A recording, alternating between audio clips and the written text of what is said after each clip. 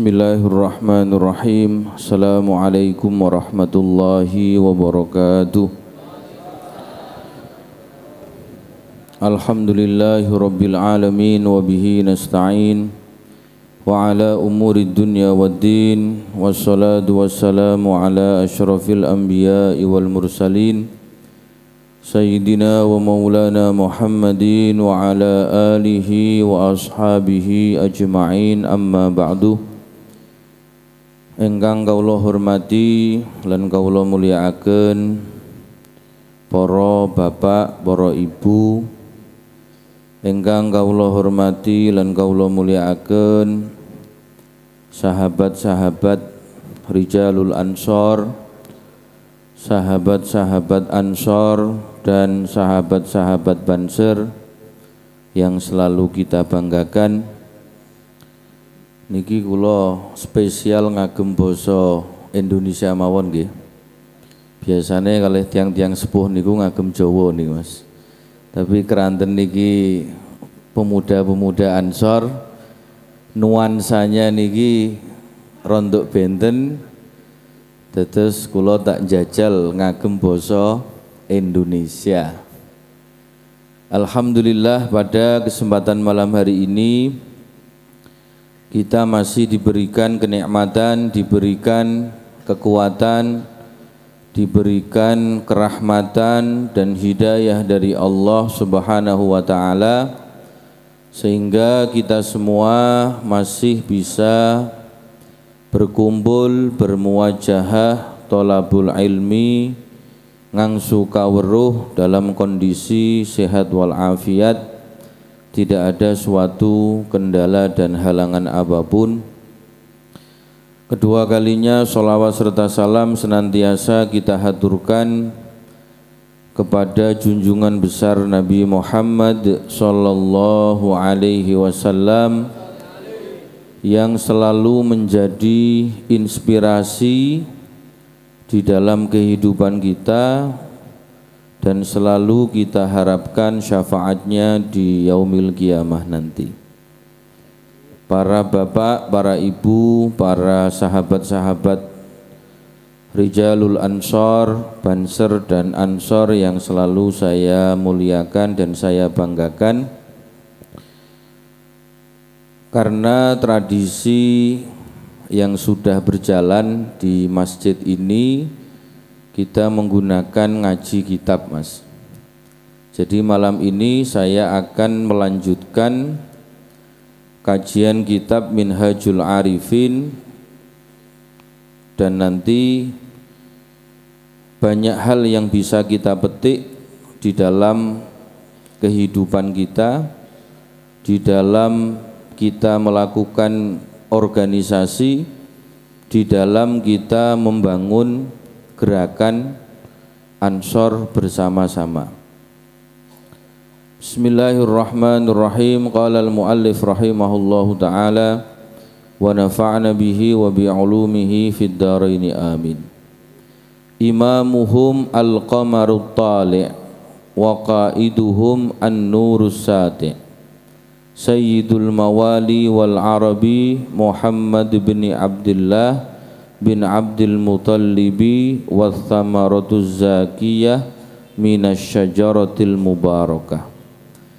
Jadi Imam Al-Ghazali di dalam kitab ini melanjutkan bahwa setelah beliau membuka kitab ini dengan basmalah, dengan hamdalah, lalu beliau memuji Kanjeng Nabi Muhammad sallallahu alaihi wasallam sebagai al-qamarus sati', sebagai rembulan yang sedang muncul, sebagai rembulan yang selalu memberikan kehangatan kepada makhluknya Allah, sebagai rembulan yang memberikan kehangatan kepada seluruh manusia.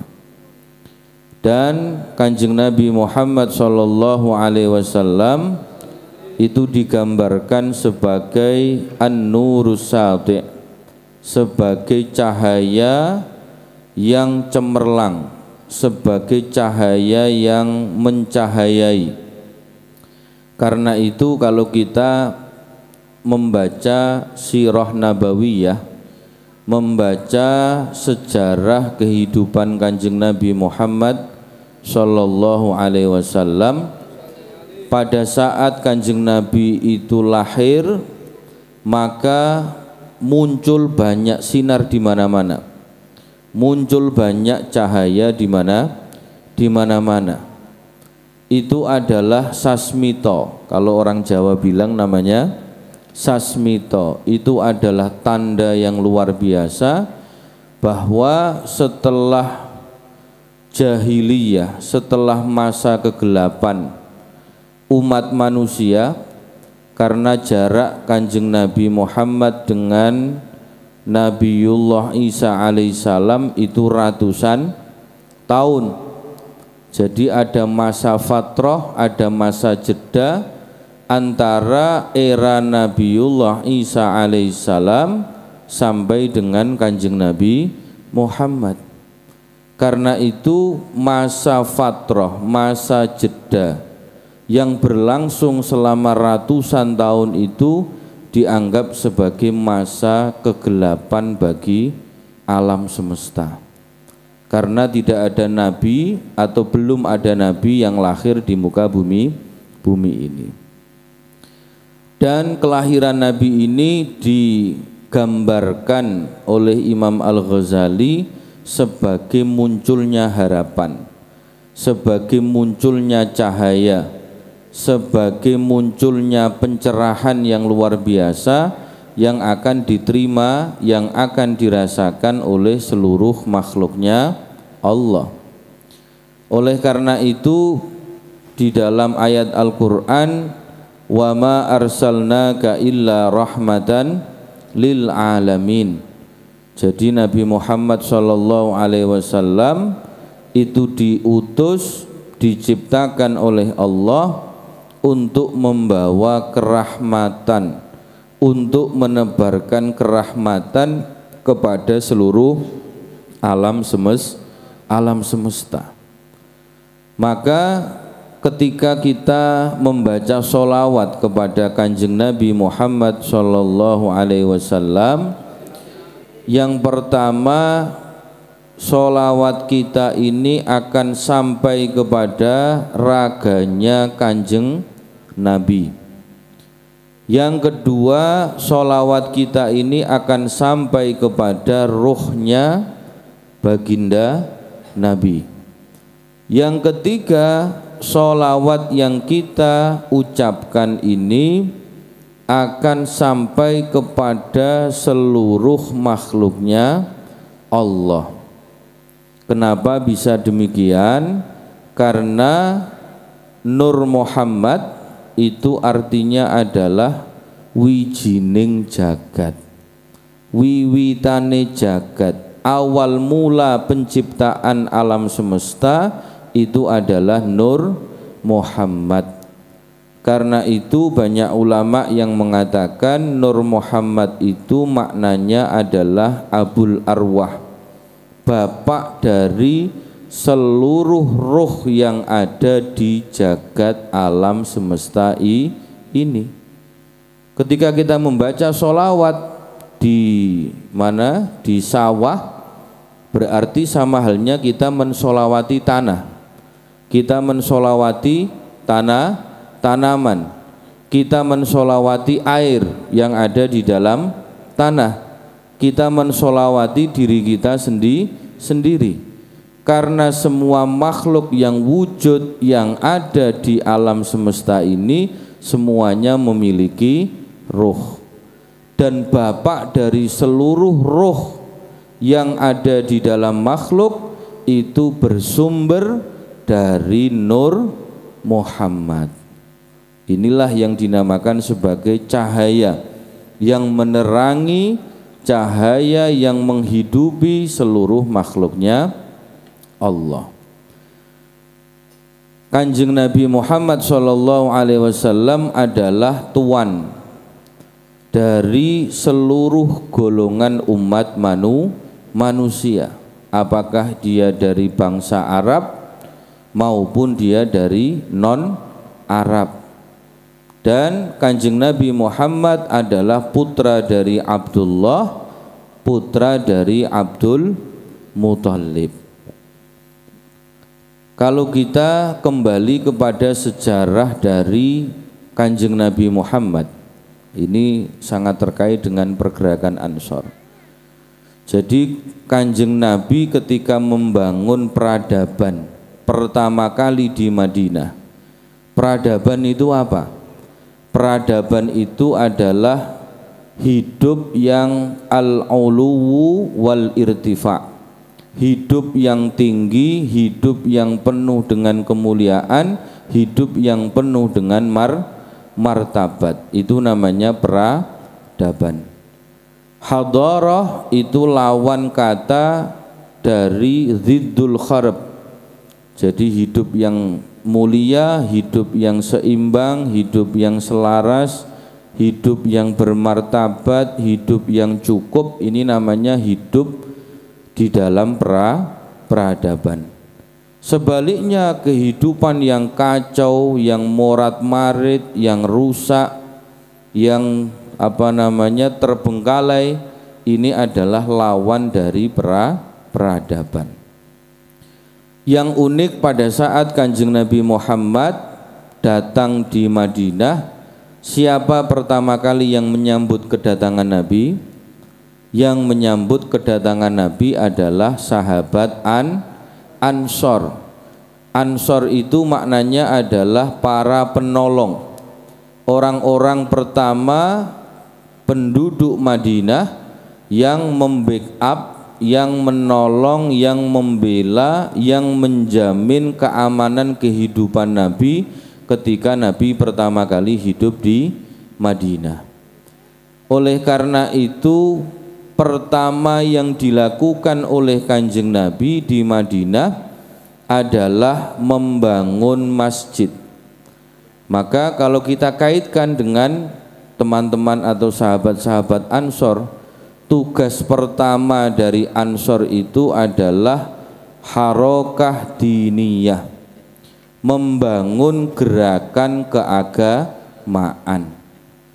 Cara membangun gerakan keagamaan bagaimana? Dengan cara semacam ini, membangun majelis-majelis halaqah, kajian-kajian, pengajian-pengajian, terutama yang ada di masjid-masjid dan musola kampung. Dengan tujuan apa? Jika masjid kita, masjidnya orang NU, musolanya orang NU, tidak diramaikan, tidak dihidupkan oleh sahabat-sahabat Ansor, terutama dalam hal ini adalah Rijalul Ansor, maka kelompok-kelompok yang tidak suka, tidak sama ajarannya dengan NU akan sangat mudah masuk dan menyusup di masjid-masjid. Kelompok-kelompok ini, gerakan-gerakan ini disebut sebagai gerakan transnasional. Artinya banyak sekali kelompok-kelompok ajaran-ajaran yang datang dari Timur Tengah. Misalnya kita mengenal nama, ada kelompok namanya Wahabiyah. Kelompok Wahabi ini adalah kelompok yang suka membid'ah-bid'ahkan. Jadi orang tahlilan jengene bid'ah, wong maca sholawat bid'ah, wong lakoni apalagi ihtifal bi maulidin nabi bid'ah, orang ziarah kubur dianggap bid'ah. Lah mereka taunya satu hadis saja, wa kullu bid'atin dhalalah wa kullu dhalalatin finnar. Semua yang melakukan bid'ah maka dia adalah sesat, ketika sesat maka dia akan masuk neraka. Padahal makna bid'ah ini sangat luas sekali. Kalau kita orang NU memahami bid'ah itu tidak hanya satu. Bid'ah itu apa? Sesuatu yang tidak pernah dilakukan di masa Kanjeng Nabi. Ma uhtitha ala ghairi mithalin sabik. Tetapi bid'ah itu dibagi menjadi dua. Yang pertama ada bid'ah hasanah, yang kedua adalah bid'ah sayyi'ah. Bid'ah hasanah itu yang bagaimana? Bid'ah yang yuwafiqul Qur'an wal hadis, sesuatu yang baru yang tidak pernah dilakukan di masa Kanjeng Nabi, tetapi tidak bertentangan dengan Al-Quran dan hadis. Contohnya apa? Yang pertama muludan. Muludan itu tidak pernah dilakukan di masa Kanjeng Nabi. Tapi kenapa muludan ini menjadi bid'ah yang hasanah? Karena muludan itu tujuannya untuk menghormati dan memuliakan hari kelahiran Kanjeng Nabi. Dan tidak ada satu ayat dan hadis pun yang mengharamkan orang melakukan muludan. Paham nggih? Boten nate dilakoni teng zamane Kanjeng Nabi, nembe dilakoni kalih salah seorang raja dari Irbil, dari Irak pada abad sekitar 700-an.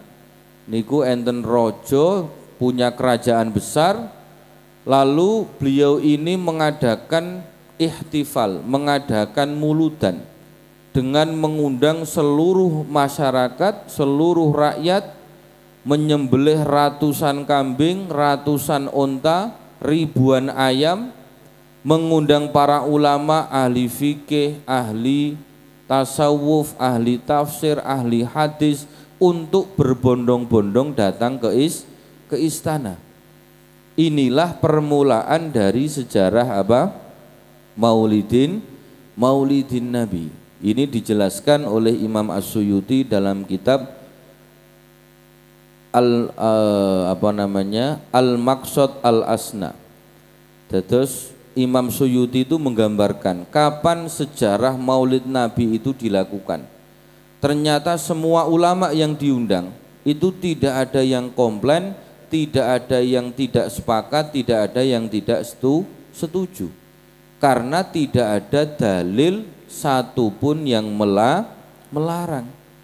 Ini yang disebut sebagai bid'ah hasanah, meskipun tidak pernah dilakukan di masa Nabi, baru dilakukan setelah Nabi wafat, tetapi tidak bertentangan dengan Al-Quran maupun hadis. Yang kedua, contoh yang kedua, Sayyidina Umar bin Khattab. Di zaman Kanjeng Nabi, sholat tarawih itu tidak berjamaah, tetapi sendiri-sendiri di rumah masing-masing. Tetapi setelah Nabi wafat, kemudian Sayyidina Umar berpikir, iki nek masyarakat sholat raweh dewi-dewi ning omah, masjide yo ora syiar. Akhirnya Sayyidina Umar bin Khattab woro-woro di Masjid Madinah mengabarkan, menginformasikan kepada masyarakat Madinah bahwa mulai malam hari ini diadakan sholat tarawih berjamaah. Padahal di zaman Nabi masih hidup itu tidak ada apa? Sholat jamaah tarawih. Berarti jamaah tarawih itu dimulai sejak zamannya Sayyidina Umar bin Khattab. Ini namanya bid'ah, tapi bid'ah yang hasanah. Contoh yang ketiga, di zaman Kanjeng Nabi, azan sholat Jumat itu hanya satu kali saja, tidak dua kali. Tetapi sejak era Sayyidina Utsman bin Affan, banyak para sahabat yang lupa karena sibuk berdagang di pasar. Akhirnya banyak yang tidak melakukan sholat Jumat karena tidak tahu dan lupa. Akhirnya Sayyidina Utsman melakukan ijtihad, kalau begitu untuk memberikan penanda, untuk memberikan informasi kepada para sahabat bahwa hari ini adalah hari Jumat, maka ditambahkanlah satu azan lagi sehingga orang-orang tahu, oh jebule iki dino Jumat sebabe ono azan dua kali. Di zaman Nabi tidak ada, yang ada hanya azan satu kali. Lalu ada lagi seorang tabi'in namanya, saya lupa, tabi'in yang pertama kali membuat titik di dalam huruf hijaiyah, membuat titik dalam Al-Quran, namanya Yahya bin Ya'mar. Yahya bin Ya'mar ini adalah seorang tabi'in yang alim, sehingga Quran di zaman Kanjeng Nabi itu tidak ada titiknya, tidak ada harokatnya. Jadi nek maca niki bingung, iki sing bak sing di, tak sing di, sak sing di. Banyak orang yang salah ketika zaman para tabi'in. Ketika masih pada zaman sahabat, banyak sekali qurra, ahli baca Quran, hufad, orang yang banyak menghafalkan Al-Quran. Akhirnya bisa membedakan, ini bacaannya harus bagaimana, ini bacaannya harus bagaimana. Tetapi ketika zaman tabi'in, banyak sekali orang yang sudah tidak hafal Quran. Akhirnya setiap baca Quran itu salah, sebabnya gak ono harokate, fathah, kasroh, dhammah, ora ono titike. Akhirnya Yahya bin Ya'mar niki maringi titik. Oh iki berarti ba dikei titik ngisore, iki tak dikei titik loro, iki sa dikei titik telu. Lalu setelah Yahya bin Ya'mar ada satu lagi seorang tabi'in namanya Abul Aswad Ad-Duwali. Ini adalah seorang ulama yang pertama kali menciptakan ilmu nahwu. Ono fathah iki diwaca fathah, iki diwaca dhammah, iki diwaca kasroh. Sehingga sekarang ini kita baca itu kepenak. Oh iki ba, iki diwaca fathah, iki diwaca dhammah dan diwaca kasroh. Itu namanya bid'ah. Karena di zaman Kanjeng Nabi Quran itu tidak ada harokatnya dan tidak ada titiknya. Tapi itu adalah bid'ah yang hasanah. Lalu Imam Syafi'i radhiyallahu an di dalam kitab Manaqibus Syafi'i itu menjelaskan bid'ah itu ada 5. Yang pertama ada bid'ah yang wajib, ada bid'ah yang makruh, ada bid'ah yang mubah, ada bid'ah yang sunnah, dan ada bid'ah yang haram. Bid'ah yang mubah itu contohnya apa? Setelah sholat kita salaman dengan kanan kiri kita. Termasuk membangun madrasah. Zamannya Kanjeng Nabi tidak ada madrasah. Zamannya Kanjeng Nabi tidak ada rumah sakit. Zamannya Kanjeng Nabi tidak ada pondok pesantren. Lah berarti kalau sekarang ada pondok pesantren, ada rumah sakit, ada madrasah dan lain sebagainya, itu juga termasuk bid'ah, tapi bid'ah yang hasanah. Ketika kita melakukan bid'ah yang hasanah, dasar hadisnya adalah man sanna fil islami sunnatan hasanatan falahu ajruha wa ajruman amila biha. Barang siapa orang yang menciptakan tradisi kebiasaan yang baik di dalam syiar agama, maka orang itu akan selalu mendapatkan jariah dari apa yang telah dilakukan, yang telah ciptakan. Contohnya apa? Zaman Kanjeng Nabi tidak ada madrasah. Sekarang ada banyak kiai yang membuat madrasah. Ketika beliau sudah wafat, maka selama madrasah itu digunakan untuk belajar dan mengajar, sang kiai ini akan terus mendapatkan jariyah, mendapatkan limpahan pahala. Meskipun yang dilakukan adalah bid'ah yang hasanah. Ketika ada seseorang membuat rumah sakit dengan niat apa? Menyehatkan umat Islam. Karena ketika orang sakit ora iso sembayang, nggih napa mboten? Wong loro gak kuat poso, nek wonge loro gak kuat haji. Akhirnya nggawe rumah sakit dengan tujuan apa? Supaya untuk memberikan edukasi pendidikan tentang pentingnya kesehatan. Ini bid'ah hasanah, sebab di zaman Nabi tidak ada rumah sakit, tapi orang yang membuat rumah sakit insya Allah akan selalu mendapatkan apa? Mendapatkan limpahan jariyah pahala. Lah sekarang ini banyak sekali kelompok-kelompok dari Timur Tengah. Tadi ada Wahabiyah, belum nanti ada yang namanya Hizbul Ikhwan, ada lagi yang namanya Hizbut Tahrir. Ini semuanya punya misi untuk merebut masjid-masjid dan musola yang dikelola oleh warga Nahdlatul Ulama. Karena itu benteng kekuatan NU sekarang ada di pundak para pemuda gerakan Ansor. Karena itu saya sangat selalu semangat ketika ada undangan ngaji dari teman-teman Ansor. Alhamdulillah saya pernah diundang di Maluku, di Pulau Buru. Yang mengundang adalah pengurus cabang Ansor Pulau Buru. Saya pernah ngaji di Pucak Wangi, itu juga yang mengundang dari PAC Ansor Pucak Wangi. Di Telogowungu yang mengundang juga PAC Ansor Telogowungu. Karena apa? Sama-sama muda. Jadi darahnya ini masih darah muda.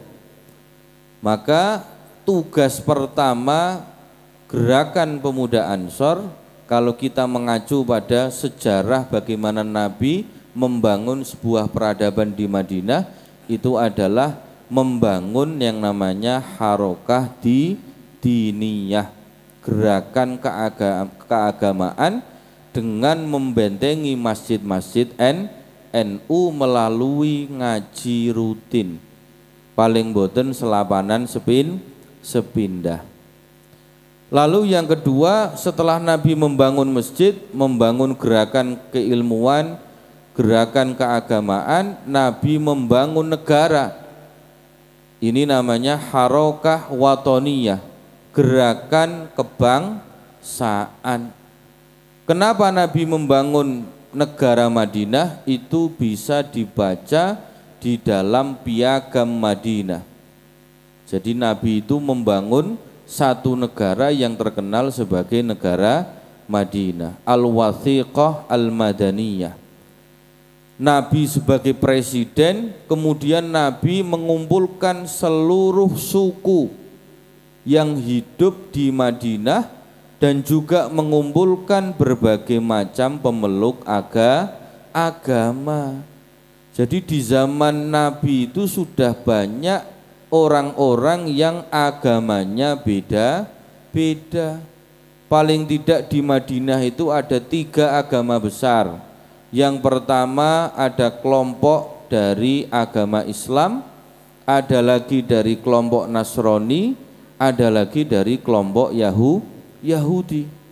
Semua kelompok ini dari lapisan sosial yang berbeda-beda, dari suku dan agama yang berbeda-beda, digendel, disatukan, diharmonikan oleh baginda Nabi Muhammad. Sehingga meskipun sukunya berbeda-beda, agamanya berbeda-beda, Nabi selalu menjaga harmoni kesatuan dan persatuan. Karena itu tidak heran ketika sahabat-sahabat Ansor ini sangat kuat rasa kebangsaannya, rasa nasionalismenya. Karena inilah yang dilakukan oleh Nabi ketika membangun peradaban di Madinah. Maka NKRI harga mati ini adalah sanadnya dari Kanjeng Nabi. Bagaimana Kanjeng Nabi ini membangun sebuah negara Madinah di mana banyak suku yang hidup, banyak agama yang hidup, tetapi saling menghormati, saling mencintai dan saling menyayangi.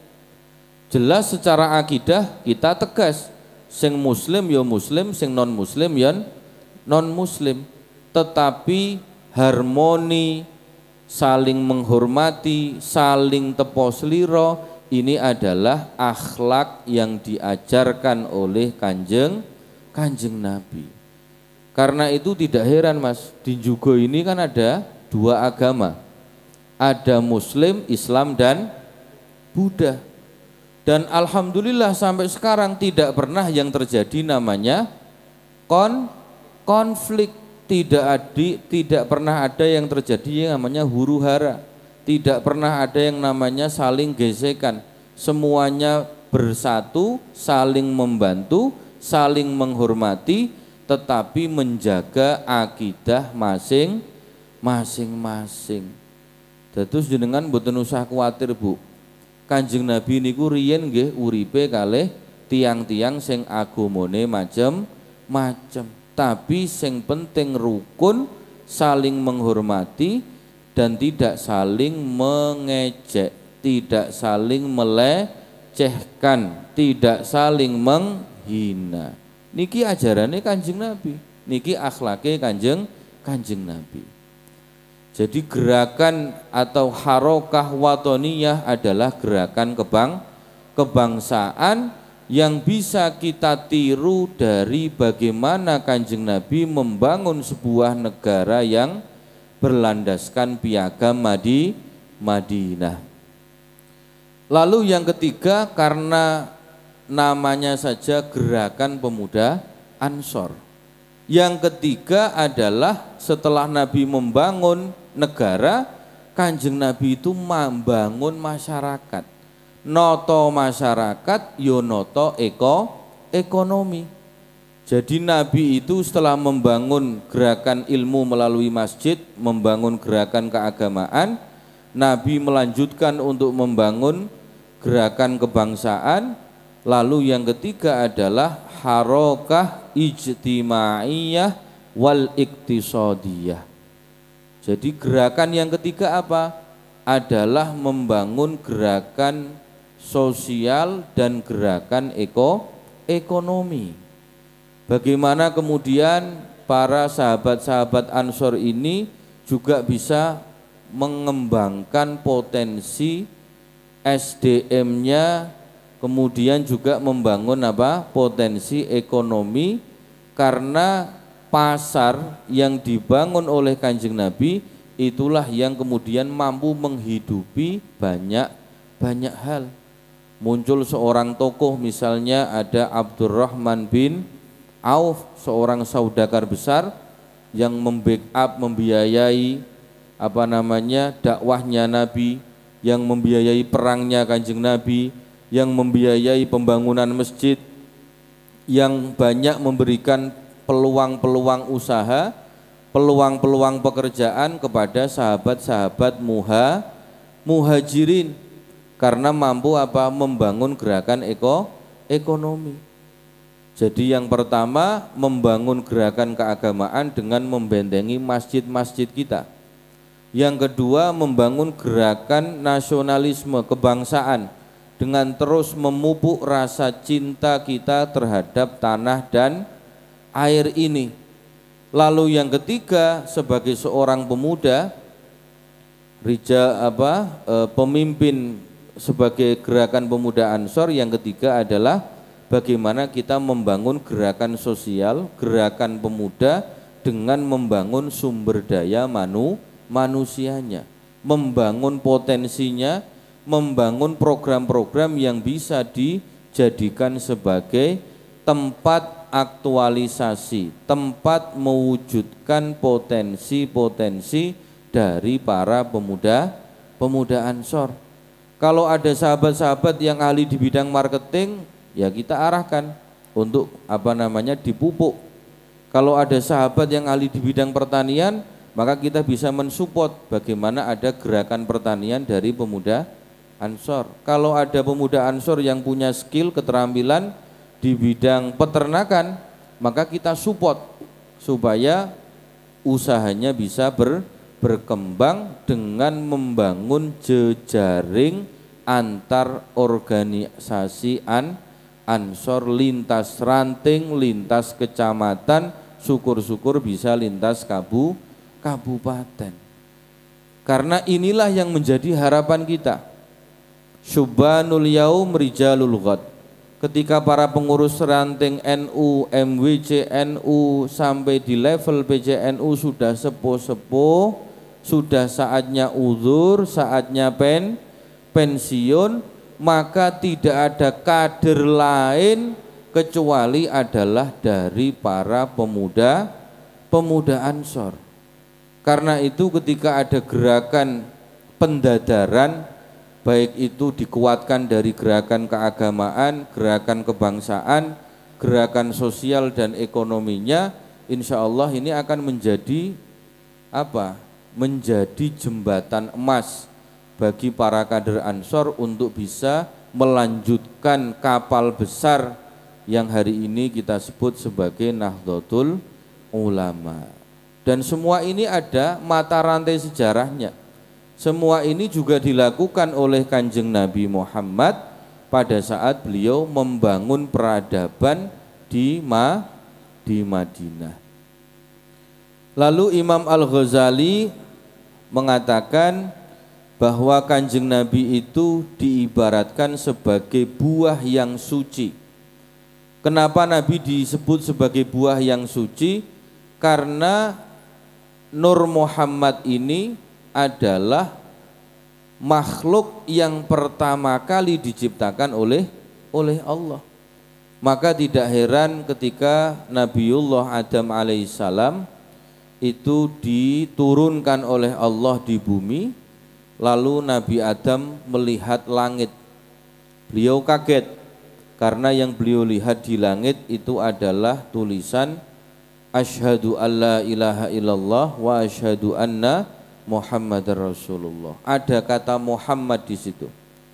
Lalu Nabiullah Adam alaihissalam dengan wasilah namanya Kanjeng Nabi berdoa kepada Allah, bihaqqi Muhammad ya Allah ighfirli. Dengan wasilah kebenaran Muhammad ya Allah, kula nyuwun pangapunten. Akhirnya seketika Allah memaafkan, memberikan ijabah terhadap doanya Kanjeng Nabi karena wasilah doanya menggunakan nama Muhammad. Lalu Nabi Adam tambah penasaran lagi, siapa ini Muhammad? Kok saya berdoa ini tiba-tiba langsung mendapatkan ijabah dari Allah?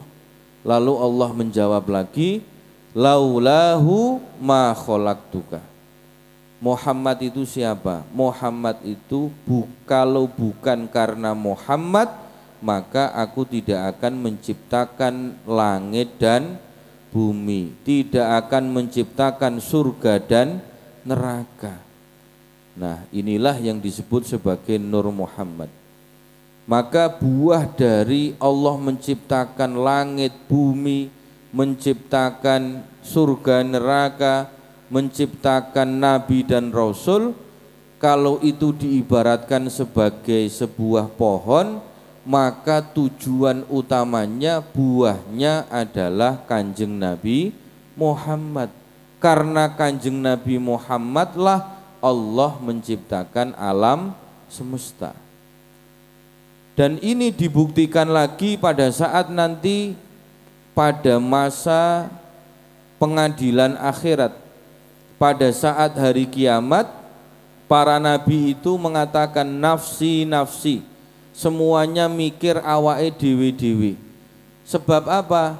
Pada saat itu semua umat, semua manusia dalam kondisi yang sangat masyaqqah, dalam kondisi yang sangat berat.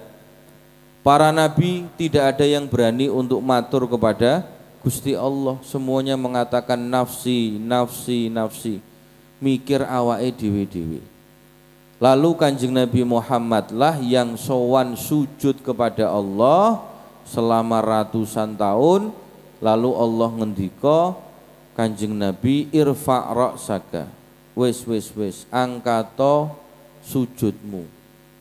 Lalu Allah bertanya, awakmu iki kira-kira pengen apa, njaluk apa?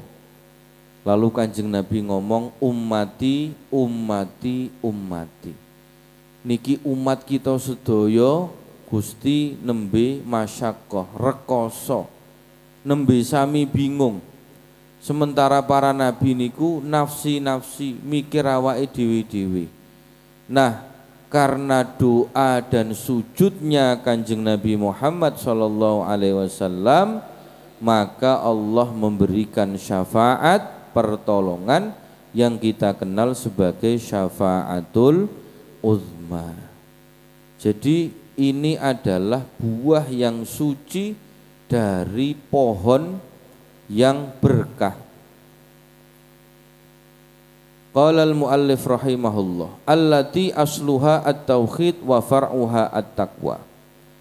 Nah, sekarang bagaimana kita memahami arti dari pohon yang berkah ini?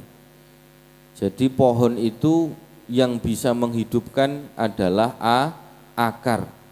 Sama halnya dengan kita umat Islam, yang bisa selalu menjaga hidup dan kehidupan kita adalah keimanan. Tapi iman yang pertama kepada Allah, lalu yang terakhir kepada qadha qadarnya Allah, khairihi wa syarrihi, qadha qadar yang baik maupun qadha qadar yang buruk. Maka kenapa di dalam ajaran Islam itu ada ajaran ridho, ada ajaran lego lilo. Sebab kalau kita diberikan kenikmatan oleh Allah, yang harus kita lakukan adalah mempertebal rasa syukur kita. Sebab kehidupan itu selalu ada dua, selalu mengalami dualitas. Seneng mesti ono susah, yakin mesti ono ragu, wedi mesti ono mantep, enak mesti ono sing ora enak. Tidak ada kehidupan manusia itu yang enak terus niku mboten enten. Napa malih urip ora enak terus niku mboten enten. Lah carane percaya latihan kalih takdire Gusti Allah itu yang pertama, semua takdir Allah itu selalu meningkatkan kualitas kehidupan kita. Nek banyak diberikan nikmat, maka tugas kita adalah ngandeli rasa syukure. Nek nembe diberikan takdir yang tidak baik, sing ora enak, berarti kita dididik, dilatih oleh Allah menjadi manusia sing kandel sabari. Maka tauhid ini menjadi pondasi dari kehidupan manusia. Sementara cabang-cabang dan ranting ini ibaratnya seperti takwa. Takwa niku napa? Imtithalul awamir wajtinabun nawahi. Ngelampai nopo mawon sing diperintah kalih Gusti Allah kanthi istiqomah lan ngedoi sedaya sing dilarang kalih Gusti Allah. Dados syariate dikuati, tauhide nggih dikuati, lajeng dari tauhid dan syariat itu maka buahnya adalah akhlak. Akhlak niku napa? Ucapane ketata, tindak lakune ketata, pikirane ketata, ketata, atine nggih ketata.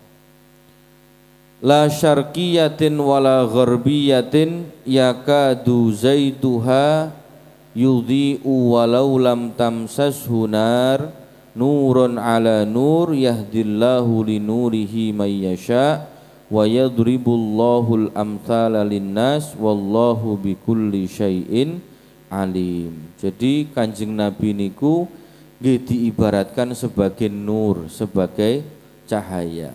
Dados urutan-urutane pripun? Saking nur ilahi, saking cahayane Gusti menika memancar lajeng dados sing jengene Nur Muhammad.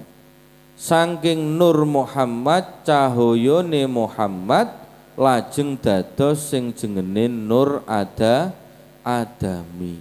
Niki sing diarani nurun ala nur. Sumber kehidupan niku sedaya saking Gusti Allah, sebab Allah gadah sifat al-muhyi sing maha nguripi. Kabeh makhluk niki iso wujud, iso urip, iso duwe nyawa sebab kesinungan terpancari oleh sifat Allah yaitu al-muhyi sing maha nguripi. Lah nek mboten pikantuk sinar pancaran saking Gusti Allah melalui sifat al-muhyi, yo makhluk iki bakale mboten saged urip. Lah wafate matine makhluk niku keranten terpancari sifat al-mumit sing maha mateni. Lah niku kita saged ngraoske enak, ngombe kopi enak, dahar enak, turu ngrasakno enak. Niku sebab kita pikantuk cahaya saking sifate Gusti sing jengene al-mun'im, Gusti sing maha maringi nikmat. Allah yang memberikan nikmat. Dari mana kita bisa merasakan nikmat? Karena kita mendapatkan pancaran sifat al-mun'imnya Allah Subhanahu wa ta'ala. Oleh karena itu pada malam hari ini paling tidak ada 3 hal penting yang bisa kita ambil sebagai kesimpulan. Engkang pertama, kita mengikuti bagaimana Nabi membangun sebuah peradaban yang ada di Madinah. Dari mulai membangun harokah diniyah, membangun gerakan keagamaan, bangun masjid, kemudian di dalam masjid juga ada kutab. Kutab itu semacam tempat di mana orang bisa belajar. Lalu setelah itu Nabi membangun negara yang